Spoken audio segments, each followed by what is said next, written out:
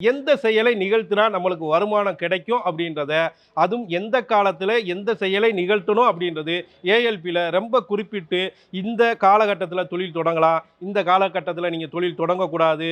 அது எந்த மாதிரியான நீங்க இறைவனை வழிபட்டால் மிகச் சரியா இருக்கும் அப்படின்றத 10ஆம் பாவகம் உங்களோட வேலை வாய்ப்பு. ஏன்னா, பணம்ன்றது ஒரு 5 வழியில தான் சார் வரும். ஒண்ணு நீங்க வேலைக்கு போணும். இல்ல அப்படின்னா தொழில் வாங்கணும். தொழில் செய்யணும். இல்ல அப்படின்னா கடன் வாங்கணும். இல்ல நண்பர்கள் மூலியமாக இரவலாகவோ, கிஃப்ட்டாவோ வாங்கணும். இல்ல அப்படின்னா, நீங்க அதிர்ஷ்டமாக ஏதோ ஒரு போற போக்குல ஒரு புதையலா எடுக்கணும். அப்ப இந்த 5க்கும் இந்த 3க்கு வழி இருக்கா? புதையல் எடுக்க முடியுமா? இல்ல உங்களுக்கு அதிர்ஷ்டமா கிடைக்குதா? இல்ல உங்களுக்கு நண்பர்கள் இரவலா பணத்த குடுத்துருவாங்களா? இல்ல கடன் வாங்குறீங்களா? அப்ப வருமானம் எப்படி வருது அப்படின்னா, தொழில் அதே மாதிரி வேலை. இந்த தொழிலும், வேலையும் நீங்க தீர்மானிக்கவே முடியாது அப்படின்ற நிச்சயமான ஒரு விஷயத்தை நீங்க புரிஞ்சுக்கணும். அப்பனாத்தான் வருமானத்தை நீங்க சரி செய்ய முடியும்.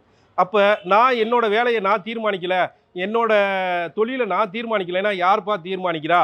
அப்படின்னு பார்த்தா, நீங்க பெற்ற சுய கர்மாவும், நீங்க பெற்ற தாய் வழி கர்மாவும், தந்தை வழி கர்மாவும் தான் நீங்க என்ன வேலை செய்யணும், எந்த நேரத்தில, எந்த ஊருல, யாரோட, எங்க, எப்படி அப்படின்ற அத்தனை கேள்விகளுக்கும் உங்களுக்குள்ளேயே ஒரு கிராப் இருக்கு. உங்களுக்குள்ளேயே ஒரு மேப் இருக்கு. அந்த மேப்பை புரிஞ்சுக்கிறாத வரைக்கும் உங்கள் வருமானத்தை நீங்கள் அதிகப்படுத்த முடியாது. அப்ப அதிகப்படுத்தணும்னா 2டே 2 எளிமையான ஒரு விஷயத்த புரிஞ்சுக்கங்க. முதல்ல நீங்க உங்கள புரிஞ்சுக்கங்க. நீங்க எது செய்யணும், எது செய்யக்கூடாது. அதே மாதிரி ஜோதிடத்துல சொல்லக்கூடிய அதி முக்கியமான விஷயம் கர்மா. அந்த கர்மாவிற்கு நீங்க என்ன செய்ய போறீங்க அப்படின்னா, கர்மாவை பரிகாரமா எந்த ஒரு பரிகாரத்தின் மூலியமாவும் சரி பண்ண முடியாது. அப்ப அந்த கர்மாவை வாழ்ந்து தான் கழிக்க வேண்டும்.